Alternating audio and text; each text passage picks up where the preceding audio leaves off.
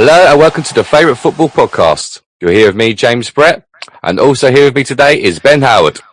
One is the loneliest number that you'll ever know. Yeah, I feel that's quite apt actually, considering there's literally just two of us on the episode today. And for all you regular listeners, you'll be quite surprised to hear me actually hosting the episode today.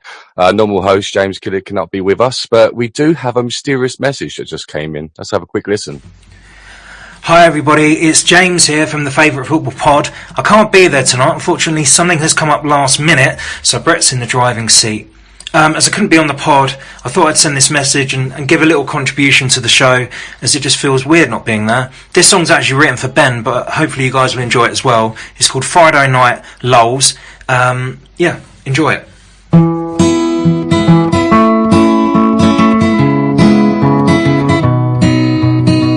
Steve Bruce is a wonderful man and Hodgson is a dinosaur.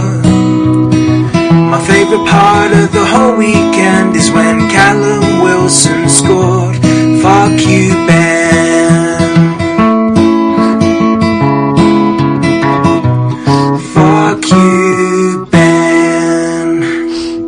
Have a great show, guys, and I'll see you at extra time. Goodbye. Woo. I mean, How do I stop this?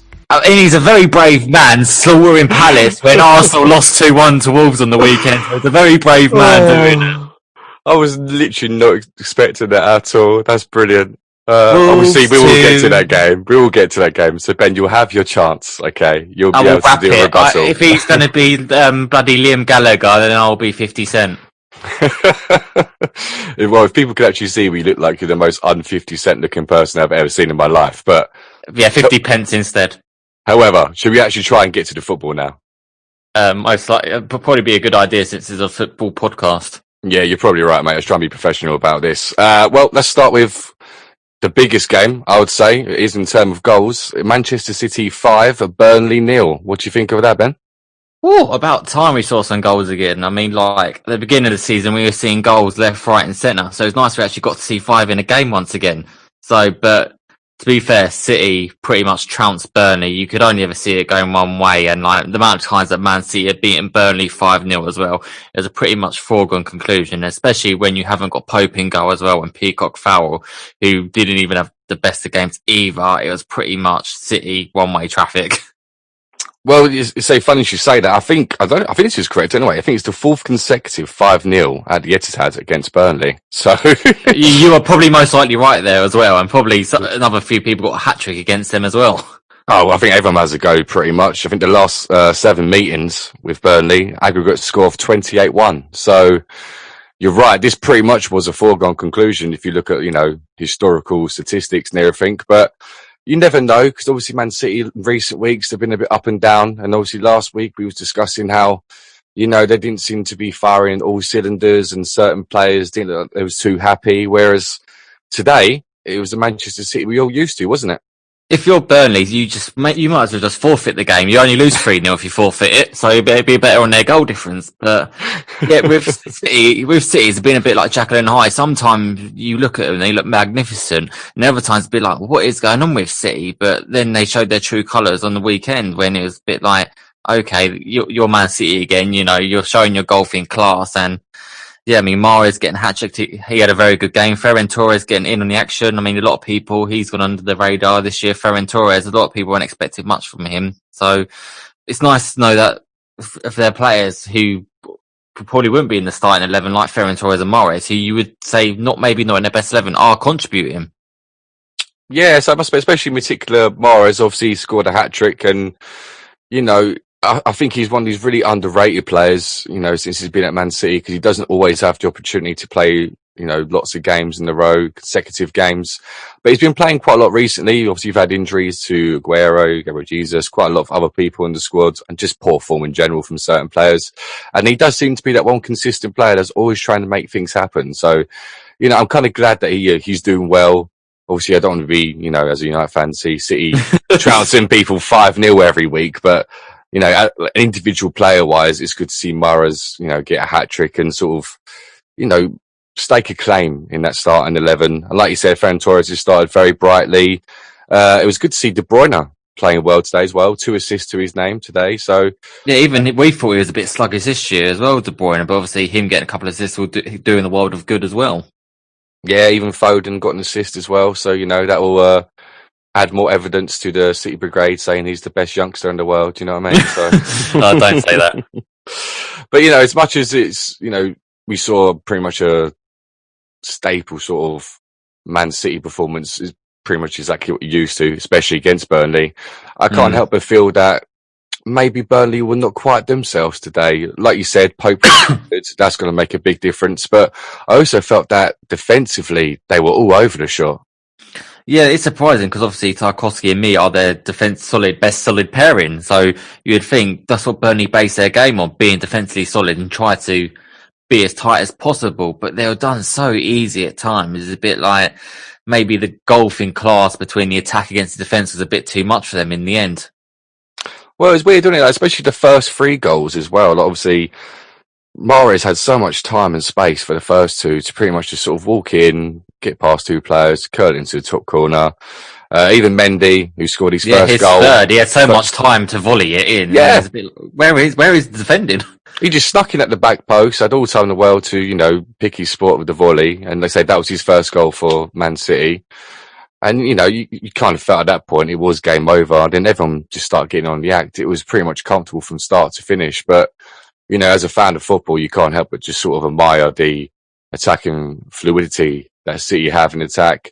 It's just strange that they just can't find that consistency at the moment. But you never know. This could be the turnaround in form.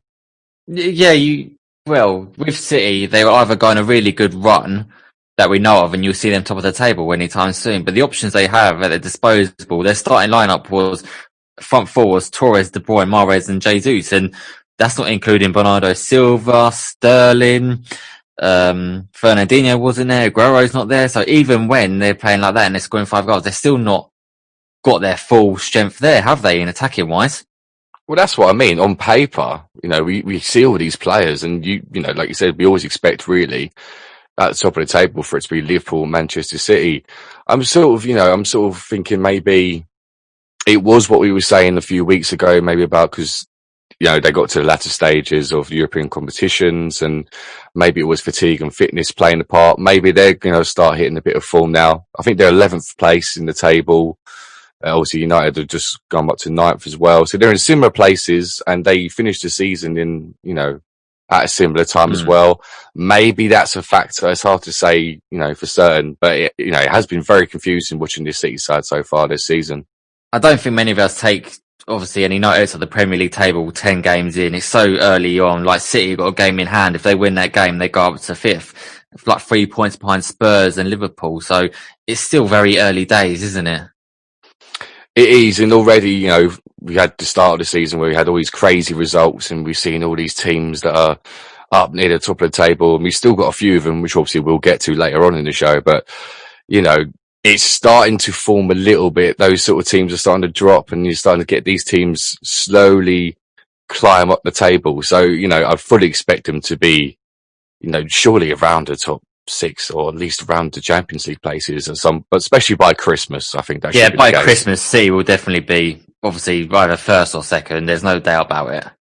But then on the other hand, Burnley, 19th place at the moment. Obviously, they got a result. Was it last week? They got a result. Oh, yeah, against Palace, yep. Oh yeah, sorry, mate. I didn't mean to slip that in. That wasn't my intention at all. Don't remind me.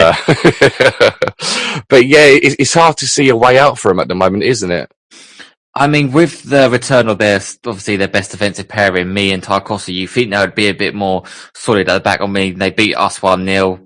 Even that was a poor defensive goal to concede in Palace's half. They drew against Brighton 0-0. I mean, they obviously lost to the big boys, the Chelsea and Tottenham beforehand. I think they'll be targeting their points around the teams like Palace and Newcastle to try and get a point. I mean, Burnley weren't good against Palace, but they still got the point. I think that's what they'll be trying to do, trying to gather the points around them. Yeah, so I do look at them and I do worry for them. Obviously, we've made our feelings pretty clear when it comes to Dyche. We're all a big fan of him. It would be a shame to see, his team go down like that. And, a lot of criticism goes towards Burnley because obviously a lot of people say anti-football and all the rest of it. But, you've got to admire it from a tactical standpoint. And really with a shoestring budget that he's had for absolutely years, he's managed to keep them in the Premiership and, quite convincingly mid-table sort of team. So, You've got to do what you got to do to survive, and they survive. Simple. Yeah, and, maybe their luck's running out this year, and at the moment, I must admit, you look at them and you look at Sheffield United, and for me, they look like they're dead certs to go down. But like you said, it's very early in the season. You just don't know how it's going to turn out. Early days. It is indeed. So obviously 3 points to Manchester City. And if we go to the other side of Manchester, another 3 points. Southampton 2, Manchester United 3. You're not happy about the result, no? I was a shoe-in Southampton would win. I really thought Southampton would win. And when they were 2-0 up, I was like, happy days. But then it came back to bite me in the arse in the second half. I must admit, when we was 2-0 down, I was sort of just thinking to myself, well, this is just a typical United performance, really. But you know what? It's a strange one because I don't think we played particularly bad in the first half. I just think we wasted chances. We weren't as clinical as Southampton. Obviously, Greenwood had those 2 glorious chances to score. The first one when he rounded the goalkeeper, and the other one when I think he had a shot, and then Bruno Fernandes had the follow-up, which was blocked as well, say something like that. So we had the chances, but their set pieces. James Ward-Prowse, wow. What a free kick that was for his. For me, I thought maybe David De Gea could have done better for both goals. I mean, the first goal from the corner, David De Gea was a bit all ends up at the corner, and even for the free kick, he got a hand to it, but it was in the net with it. Yeah, I don't know if that's me being harsh on him, but I think he could do better with them, De Gea. No. So especially with the free kick, I can't help but agree with you. And this is, the second game. In a row now, he's been beaten by a free kick because he obviously conceded against Istanbul as well, a free kick. Quite similar as well when he was sort of clamouring to get across and couldn't keep it out of the net sort of thing. So, the fact that I saw basically 2 identical goals like that, I was a bit like, could you have done better? First one, maybe not. I feel like that's just poor marking at the front post. You can't let someone like Bednarek be jumping around there because he's a unit. He's obviously going to win those battles unless you mark up properly. But 2 set pieces undone us in the first half. But what I thought was very interesting, and this has obviously been one of my main criticisms of Ollie, not in just this season, but the season before, is his inability to make substitutions at the right time. And thank God, for the first time ever, he actually went, yeah, do you know what? I'm going to do some substitutions at half time. It seems so simple, really, doesn't it? But he brought on you needed to make those substitutions. You can't go in losing 2 at half time and not do anything. Obviously, a change was needed. I mean, what makes me laugh is Ward-Prowse gets another free kick. I mean, how many of us would say he's a fantastic footballer? You would say he's a good footballer. Well, like technical on the ball, was that what you mean? So I mean, like in overall play, like he's not a Gerrard level, is he? Or he's not a Lampard level, is he? Well, no, not on the ball. No, say that. No, but when you look at highlights in probably about 5 to 10 years' time of him, you think, "Well, what's a player with all these free kicks when he was only an average player?" Well, you say with his free kicks, he's up there with the best. He's got the as his 9th Premier League direct free kick goal. So he's up there with the big boys. I think he's around Frank Lampard, Jamie Redknapp. For goals like that. Still got to beat Beckham. Still got to beat the Becks. Oh, yeah, but Becks is obviously the king of that sort of thing. But since his maiden Premier League campaign in 2012-13 season, I think it was, no person scored more free kicks than James Ward-Prowse. So, of this recent era, the 2010s and everything, he's the king of free kicks. He is our budget David Beckham. Just what we needed in this world. Well, budget David Beckham. Yeah, one David Beckham's enough. Well, as a Saints fan, you're not going to really complain about having someone who can do that. And he's been doing it consistently, especially this season. He's scored quite a few bangers. So, like I said, the first half, I could say, yeah, fair enough. They took their chances very well. The substitution with Cavani coming on absolutely changed the game. What an impact he had, didn't he? For me, he needs to be starting because I think a lot of us wrote him off when he first went to United, saying, "Oh, they've left it so late towards the end of the transfer market to get him. He's old. He's been a free agent for 54 days. Why did no one else want him?" But you look at his play and desire and his movement and positioning, it's a bit like you need him as a striking option. You can see the dedication and desire he wants to get in the box and score goals. And I think that's what Man United need, a guy that's got that sense to be able to get in there, because I don't see Martial Rashford doing what Cavani does, and I think Cavani is so vital to that, because you will score more goals under him, and you saw in the second half, I mean, he was involved in everything. And I can't help but agree with you. I really can't, because as much as, I think Rashford is a winger anyway, and Martial, he had a really good season last season. Obviously, he got past the 20 goal mark, which is great for him. But I think in certain games against certain opposition, you need something different, like Edison Cavani, and you just notice a difference straight away in terms of his hold-up play. His movement is unreal. Like for those 2 headed goals that he scored, that he's just so intelligent as a football player. Even though he's obviously in his 30s now, he's not the fastest of players. He's got that that striker's knack of being in the right place at the right time. And both of those headers, those instinctive finishes, you're not going to get that from Martial. Do you know what I mean? Martial's good at what he does with dribbling that, but those sort of goals you're only going to get with a striker like Edison Cavani. Yeah, I mean, his first goal, it amazed me, because I don't know if Bruno Fernandes is shooting or that's a cross, because I think it's a shot by the looks of it. Because if that's a shot, that is a terrible shot, but Cavani makes it look good, and he's obviously the second player to be directly involved in 3+ goals after coming as a substitute for United. So that's 2 goals and assists for him, and that's since Ole Gunnar Solskjaer as well, since 1999. So he had a good impact and he affected the game. So, but further, I think Donny van der Beek had a good game as well. I thought he slotted in nicely, and it just proves that why do you need Pogba in that side?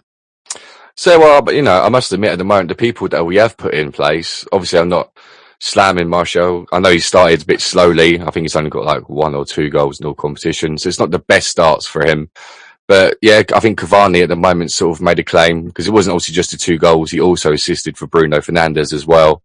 So, 2 goals and assists. He's surely got to keep his place. Van der Beek has, even though he was a bit more quieter in this game, it was a very understated performance. And, he was, playing his very clever balls. I think once he gets up to scratch with the rest of the players and they also work out how each other plays, he's going to be fantastic. Again, he should be playing ahead of Pogba. Same as Telles, who had another brilliant game. Even Fred, he had a very good game. I think he had the most passes, the most completed passes, the most attacking third passes that were successful. Yeah.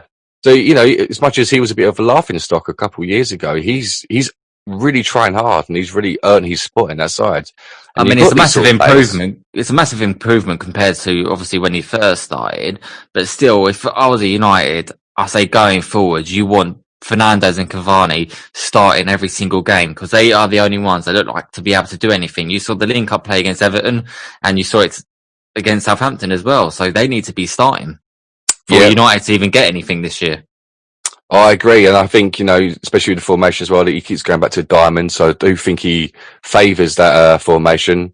If you ain't broke, don't try and fix it, sort of thing. Don't try and tinker it. These people are in good form, so just let them play, let them do what they've been doing. All in all, I think, second half, we deserved to win that game. We had more shots, more chances, and all the rest of it.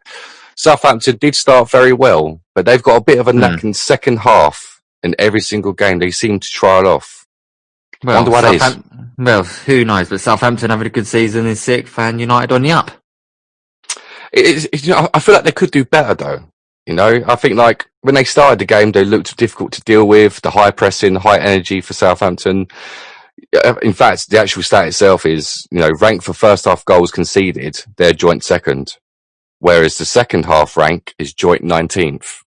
And that's such a golfing class between how they start the game and how they finish the game.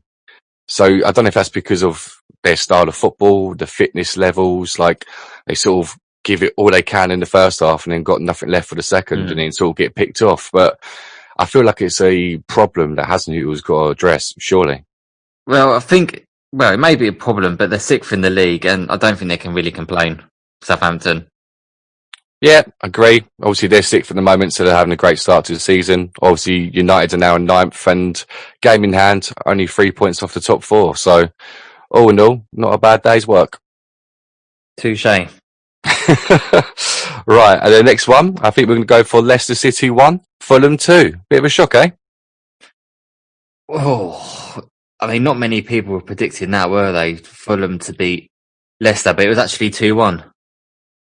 Well, that's what I mean. To be honest, I wasn't really expecting Fulham to beat anyone, let alone Leicester. They could have gone top if they won this game, I believe. Is that true? That is true. Joe, Leicester are a bit like Jekyll and Hyde. Sometimes they get a result, and sometimes when you think that they're going to get a result against a team, they don't. So I think that's a bit of Leicester's Achilles heel. Sometimes when you expect them to get a result, they don't, and it's a bit like kind of shades of last year. They were in the top seat for top four, and then they just bottled it. So it's a bit like things from last year that are creeping into this year. Like, oh, we're going to get into a really advanced position, but we've not taken the chance to do that. Yeah, so it does seem really strange with Leicester City, especially this season. I know they keep sort of going between the back five and the back four sort of thing, and it never seems quite consistent and sturdy when it comes to their back line at the moment. And I think, that's pretty much what Fulham exploited today. Like, they hit him on the counter attack, and we know by now that Fulham by no means are that good attacking wise, but Leicester City made them look that way because of how they were defending. It just doesn't seem very organised at the back, and we know they've got good defenders there, so it's hard to understand what's going on there. But this is what's leaking the points and the goals at the moment for Leicester. Yeah, I mean, I thought Fulham played well today. I mean, they look better attacking wise than they do defensively. I think that's what's going to get them by them being a much better attacking side than they are defensively. I mean, they even had Mitrovic on the bench, and then they finally scored a penalty as well for them after so much debate over the last few weeks. So it's good they finally scored a penalty. I mean, Lookman has looked quite good for them as well since going from Leipzig. Zambo Anguissa, he was bought a couple of seasons ago. He didn't really do anything in this first season, and then he was loaned out, but now he's come back and he looks a very solid player. Loftus-Cheek is a very good loan signing for them as well. So Fulham I think they are showing the glimpses of the quality, and obviously they caught Leicester out, and I think on the balance of play, Fulham, I think, deserved it. Yeah, I think you're right. I think they did deserve it, to be honest. Like, the first half, I think they played fantastically well, and they looked dangerous with most of their attacks. Like you said, Lookman, he's got that pace, and he was always running at them, always keeping the defenders guessing. His goal was obviously expertly taken, and that Zambo Anguissa, he ran like about 50 yards with the ball, didn't he? Then he sort of launched it through to him, and he played really well and sort of held it in the middle quite a lot. It was strange. I think it's probably the best performance we've seen so far from Fulham. And, as much as we've sort of said about their frailties at the back, and obviously they've been shipping in goals quite a lot, but in this game, they've managed to keep Leicester at bay, and that's no mean feat. Like, I know Harvey Barnes gave him a bit of a late scare on the 86th minute or whatever it was, but pretty much the whole second half, Leicester just went at them, and that's as soon as they changed to a back four as well. I don't understand why they keep doing this. Back five, they do shit. Go to back four, they play fine. You said play the back four. I think it maybe tries to overcomplicate things. Brendan Rodgers tries to be a bit too smart, and it reminds me a bit like Barcelona, where they would do like different formations in game. And I don't think Leicester can quite do that really. Like, they're a good team, but they're not to the caliber of what Barcelona could do, where they go to different formations in their game. I think if you've got a style of play, you keep to it, and if it's effective, you stay to it. And I think Leicester are obviously effective when they've got Jamie Vardy and the ball's over the top and he's running onto them. But yeah, I mean, defensively as well, I mean, they do look suspects at times as well. And I think at the five at the back, it kind of a bit like, there are gaps there. I mean, we saw against Liverpool when they were getting out wide and you didn't know who was picking up who. So I think going forward, Leicester are better at four at the back. Yeah, I know they've got obviously a couple injuries at the back and things like that, and obviously Pereira is not there. To me, it's just the fact that he keeps referring back to it, even though it doesn't seem to be working, at the best of times. Maybe he just doesn't trust the personnel that he is starting there. But then as soon as he goes back to a back four, it seems to work. So I'm not too sure where his mind is at when it comes to this. But to me personally, like, obviously my personal opinion, I just don't see what it's achieving. If you're getting your best results when you're back four, just trust your players you got there a little bit more. Trust the system that you're playing, and I think you'll get better results. Yeah, like you said, last season they ruined the top four, and they could do it exactly the same again if they don't sort it out. Yeah, I think we'll see a much different Leicester team once we get Kastang back and Didi, Pereira and Soyuncu. I think they're 4 big players for Leicester. So once they come back, then I think they'll be a much better team. Yeah, obviously they are big players, don't get me wrong, especially the defensive ones, which is why I think he keeps, tinkering and second guessing himself. But I don't know, he's still got good play. Like those players that he's playing, I still think are quite good. I know some of them quite young. Obviously you got like Justin and who's the other kid that plays on the wing? Oh, Harvey Barnes is young. They got Thomas there as well. That's the one. Yeah. So like, I know they're obviously younger now, but I quite like them. They look lively for their age and that. I think just give them the chance sort of thing. But, defensively, I think that's where they're for at the moment. Obviously, Fulham took advantage of that, so well done to them. So I mean, a lot of people are probably questioning Scott Parker as well. I mean, a lot of people thought, Fulham are going to end up bottom, but they're 17th out the relegation zone and 3 points behind Brighton. And a lot of people predict, and myself included, would have said, Scott Parker favourite for the sack. But that doesn't seem the case at the moment. Well, like you said, it's still early days. Obviously, that is a very important win, and especially against a team like Leicester. That does take him out of the relegation zone, obviously to the detriment of West Brom, who managed to enjoy that for like a whole day before they went back into it. But yeah, I don't know, like, you sort of look at those sort of teams, like I already said earlier, I sort of feel like Sheffield United and Burnley, things could sort of change around for them, but in my head sort of thing, I've already seen them as, dead man walking sort of thing. So the fact that Fulham are not in that category, I suppose, is something. But do you reckon they can sort of keep it up and then stay out of the relegation zone? I think if they play like they did today, then they've got every chance, because I think I've seen more attacking intent from Fulham than what I have in Burnley and Sheffield United. So why wouldn't they fancy themselves a chance?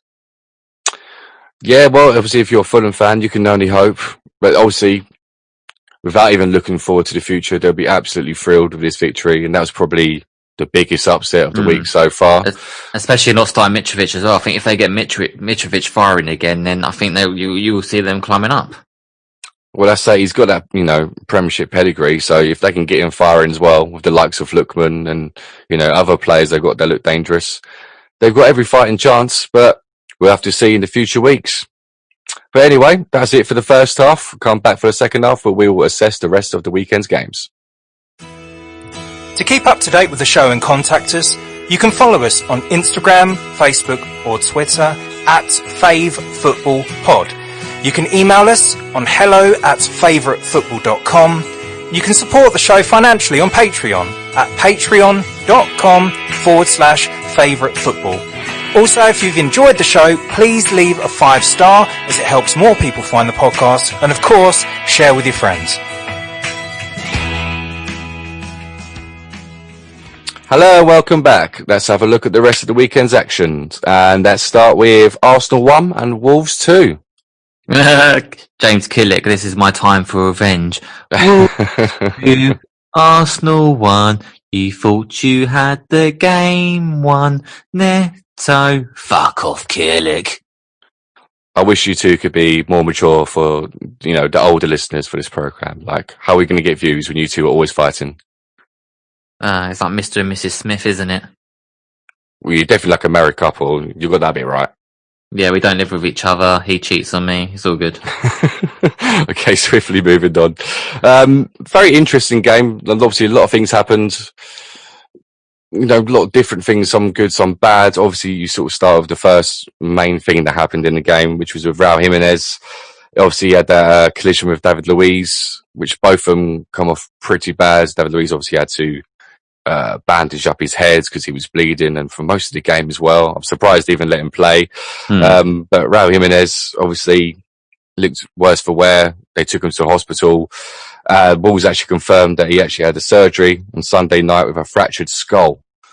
So that's why it looked as bad as it was, because that's the injury. And, you could literally hear it happening when it happened, didn't it?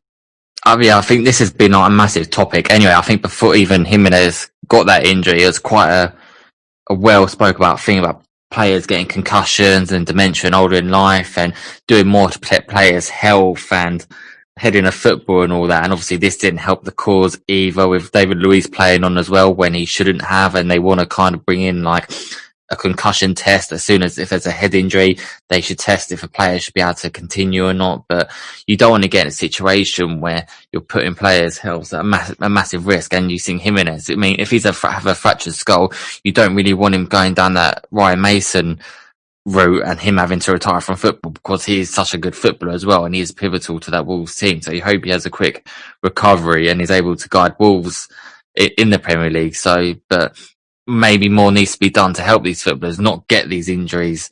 But I mean, that's something that can't be helped, but we need to be doing more to protect players, obviously heads injuries.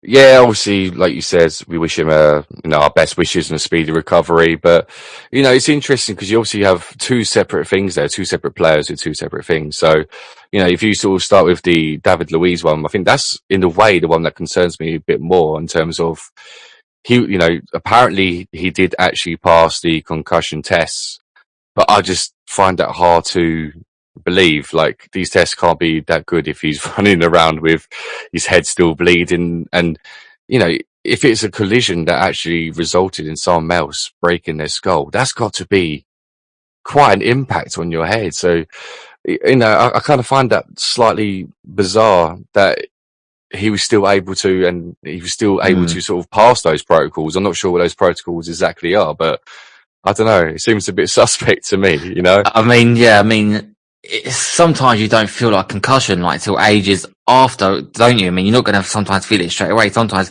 players get affected after a game, but I think sometimes if it's best, if it's a really bad head injury, is to get them off and to protect them. I mean, there's talk about them doing concussion subs. Is that a good idea? I mean, how many concussions do you really get a football game? Not hardly any. I mean, I can't even remember. I think the last time I ever saw a concussion one was the Ryan Mason one, unless you can bring one into the 4A. Nah, really can't, to be honest. The concussion subs thing, potentially a good idea, but how often do we get them? I think the focus needs to be on more of the treatment of players when they do get head injuries and what to do with them if it does happen.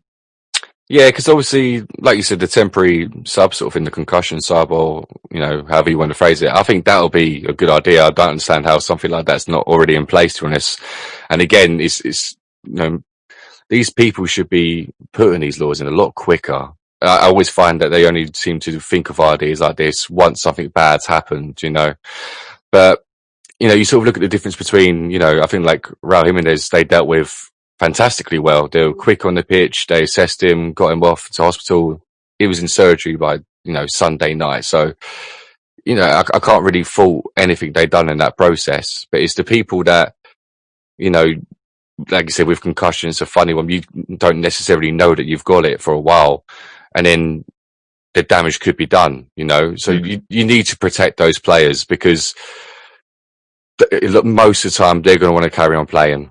Players are passionate, and they sometimes shouldn't be given the choice about whether they're able to play or not, because they're always going to put their body on the line to, win for their team. So I agree. I think they've got to do more for that. And I think this is a prime example that this issue still needs to be looked at. Yeah. No, especially when you look at, other sports as well. They're already doing it. Rugby, cricket, quite a few others, I think. They're already taking this very seriously. And again, football seems to be, moving at a sometimes late to the party. Well, it does when it comes to actually making meaningful change, it seems, doesn't it? But just another day in the football for you, I guess.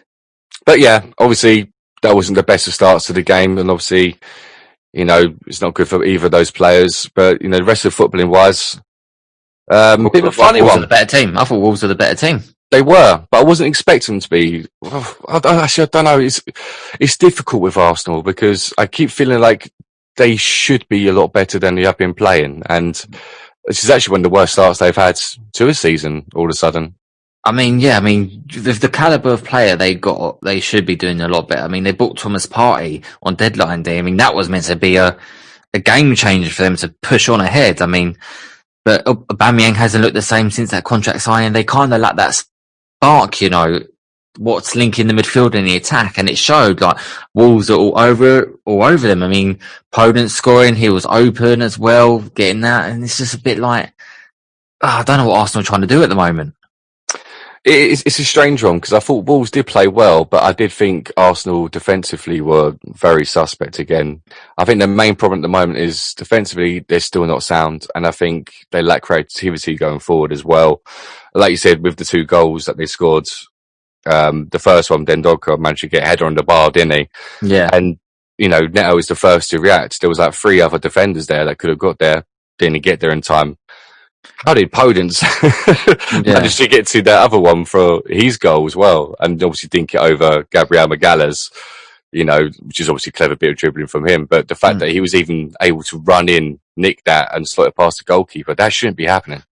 No, Arsenal brought in Gabriel to shore up the defence. I mean, he's got another goal again. I think he's like 3 goals this year now. So he must be their top bloody goal scorer for us, Arsenal. But yeah, Arsenal, they really need to sort it out quick because you don't want it going down that Emery route of it's boring football and you want that guy out because we could see what Arteta was doing in the beginning, but that's a bit like, what are you doing?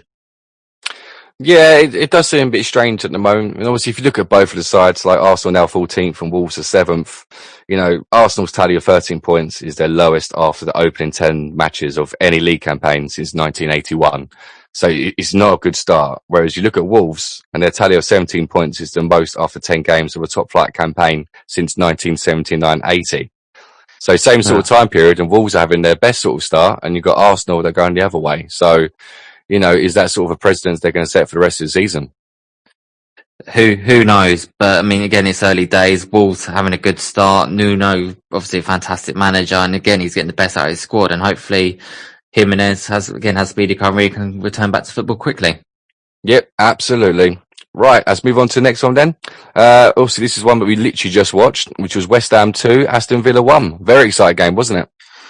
Oh yeah, especially, I mean, straight away, West Ham were bloody in the lead. 2 minutes. I mean, 2 goals the first 2 minutes in the first half and then 2 minutes in the second half. I mean, they basically won in the game. I mean, there's a bit dubious penalty decisions and that, like we're used to with VAR. I mean, I think on the balance of play, I think you would suggest West Ham kind of edged it. I mean, even though they had less possession, I mean, they were more clinical. But Villa, I mean, that's going to be bad for Watkins, missing penalties, missed 4 of his last 6 now as well. Yeah, it's a bit of a strange one, that actually. Obviously, him missing penalties. You'd think someone like Grealish would take it, the form he's in. Obviously, he scored a great goal today from 25 yards. His 5th goal this season. And obviously, when he scored that goal, equalising, I kind of thought, Aston Villa will come back and win this. And they did dominate for last spells. But it turns out, it's a Moyes masterclass with his substitution at half-time. Benrahma come on and he had an assist. Again, I think that's like 2 games in a row. I think he should be starting Benrahma ahead of Fornals. Like, we all know Benrahma is such a good player. Obviously, you can see him in the Championship, and he should be starting because, again, he comes on and he does something. And even Bowen, he's been playing well this year as well. He's got 3 or 4 goals as well this year, Bowen, and he's guided West Ham to 5th now. I mean, a lot of I think the first 2-3 games we're like, oh yeah, West Ham are down, but they're 5th in the league now. Yeah, we were sort of saying this earlier. Obviously, we've been enjoying this season and enjoying where some of these teams have been in the table, and it's starting to stabilise. And obviously, a lot of these teams are starting to go down, and the normal suspects are sort of going back up the table. But all of a sudden, like you say, yeah, you got West Ham in 5th place. You're like, wait a minute, how's that happened? They've done that very snakily, but you've seen a lot of their performances this season under Moyes, and it's been quite convincing with the new tactics and formation. Yeah, I mean, or at least 2 or 3 of them wins. It wasn't even a stadium, so you've got to give the caretaker the credit there. But yeah, I mean, West Ham, they seem to got a system now playing that 3 at the back with Masuaku and Kufa as the wing backs, and it's helping them. I mean, although they changed it at half time, they did bring off Masuaku and they also brought Antonio, but they were still able to obviously keep their nerve and win. Well, yep, that's it, obviously. And obviously West Ham now in 5th because of that. And Aston Villa are now in 10th. So, considering how they started their season, is this sort of a, slippery slope down the table for them now? I mean, they've got a game in hand. If they win that, they go up to 5th. I mean, yeah. It's just... Yeah, they don't get carried away. I mean, a win takes you up to it wouldn't take you up to fifth. I don't think Villa should be worried. I mean, it was never a penalty what they got, but yeah, I mean, you probably get that in the next game where they'll score a penalty or have a decision go against them. But as a Villa fan, you can't really complain because a lot of people predicted them to go down. But 10th with a game in hand, if they win, they go up to 5th. Yep, absolutely. I'm sure both teams would be thrilled at the start to the season.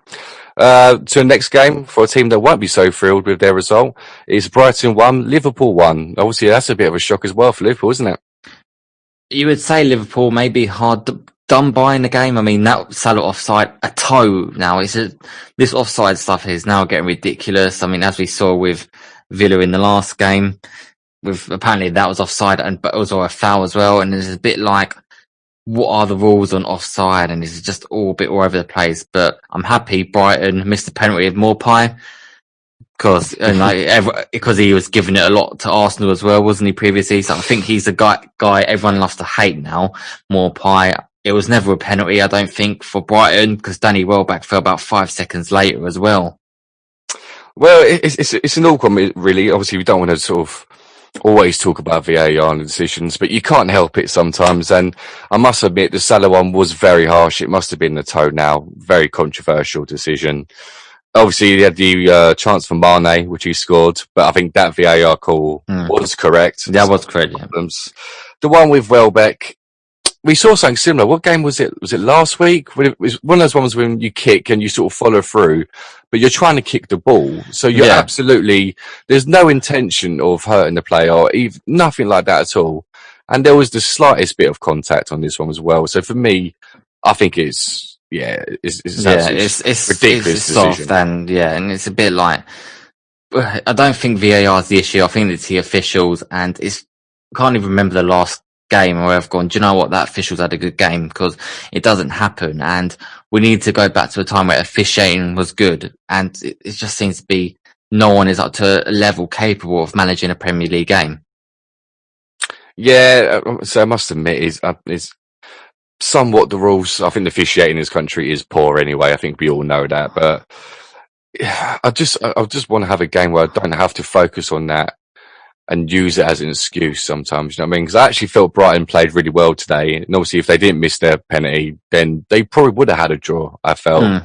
You know, I don't think Liverpool absolutely annihilated them, sort of thing. No. Obviously, Jota again scored, you know, so he's he's obviously keeping them going at the moment. That's 9 goals in 14 appearances and 8 in his last 8 games, I think it is. So he's been absolutely clinical. So not bad, is it, for someone saying, "Oh, he won't really trouble Liverpool and he's going to be a squad player," but he's been a shining light. Well, that's it. You know, they haven't been, firing all cylinders so far, but he's literally been that one person that keeps them scraping by at the moment. And they're still second place in the table. They're literally only not first because of goal difference. So they're going to be around there. Yeah. Liverpool, even though the injuries, I'll still be up there. And to leave this game in the stat, Neil Maupay is the first player to start a game, miss a penalty and be subbed off before half-time since Bergkamp. So up the Palace. Actually, I would never expect Bergkamp to be that person. That's quite an interesting one. It's always the ones you don't expect. But yeah, obviously Liverpool with the draw, which keeps them in second place, but obviously still fighting. And Brighton will be happy being in 16th, which means they're neighbours with you now, aren't they? Yep. No, basically we're 15th, so we're 3 points ahead of Brighton.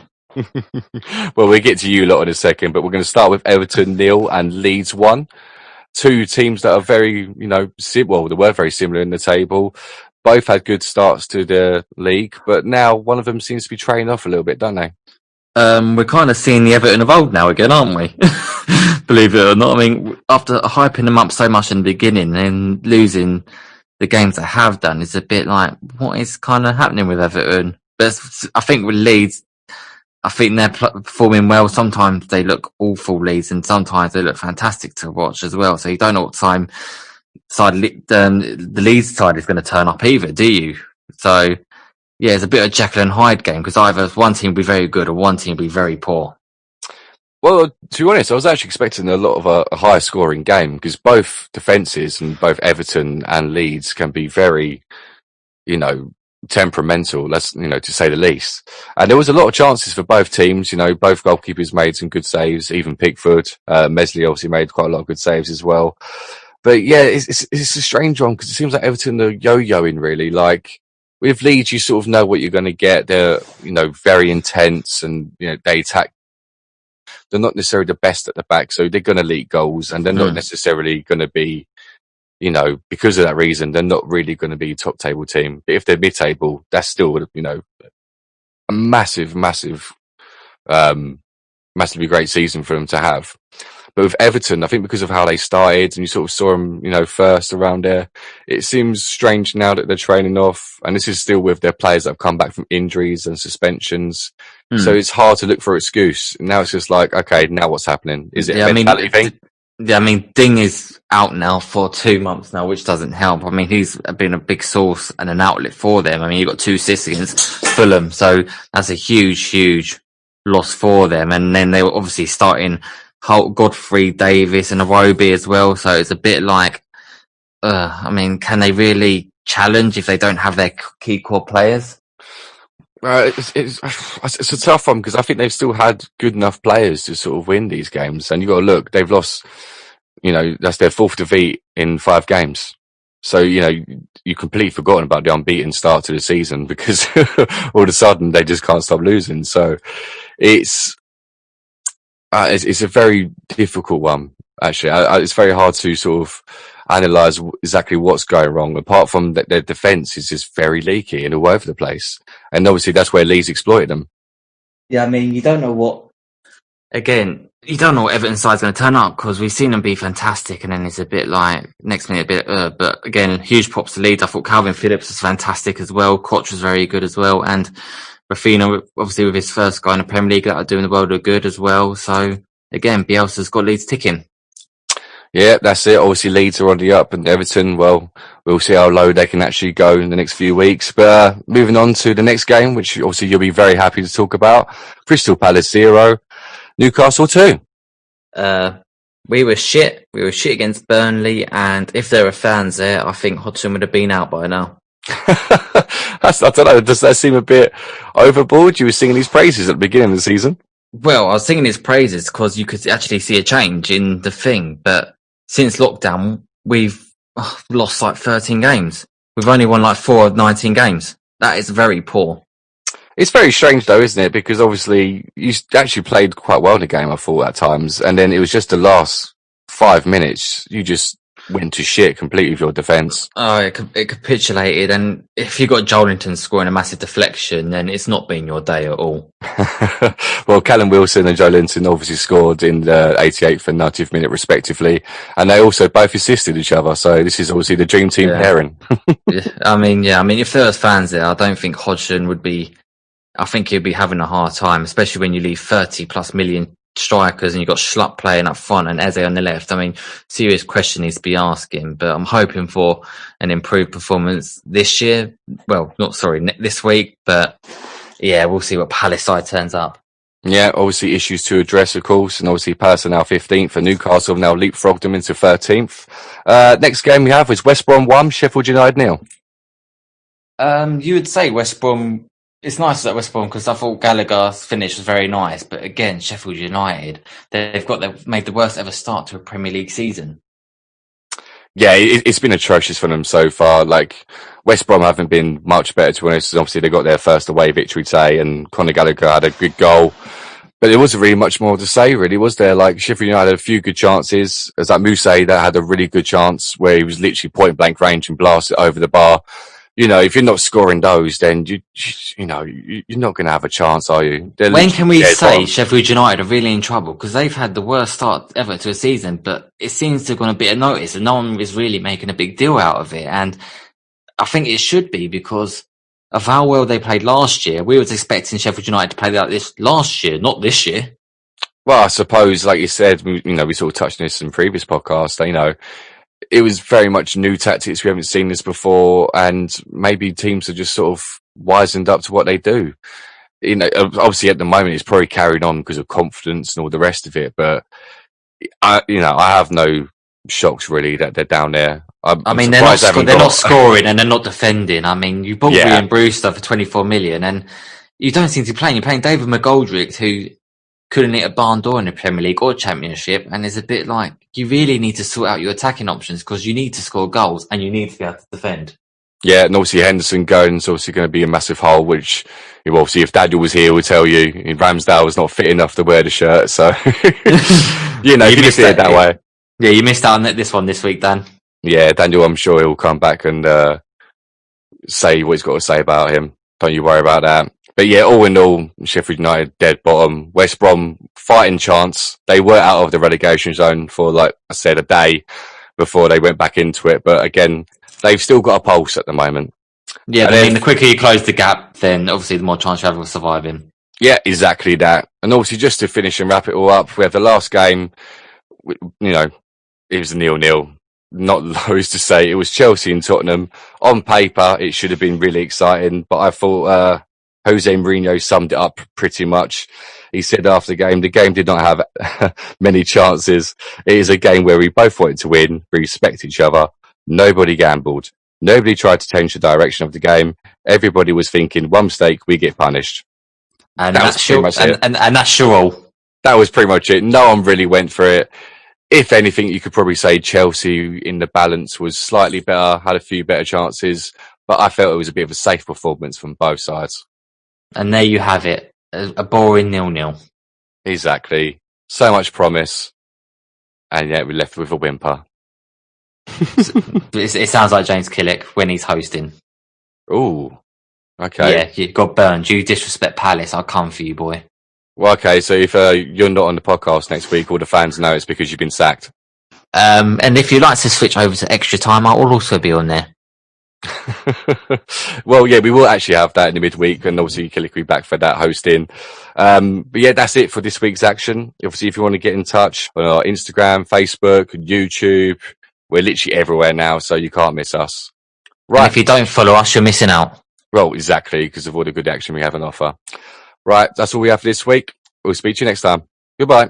Mi belle ciao.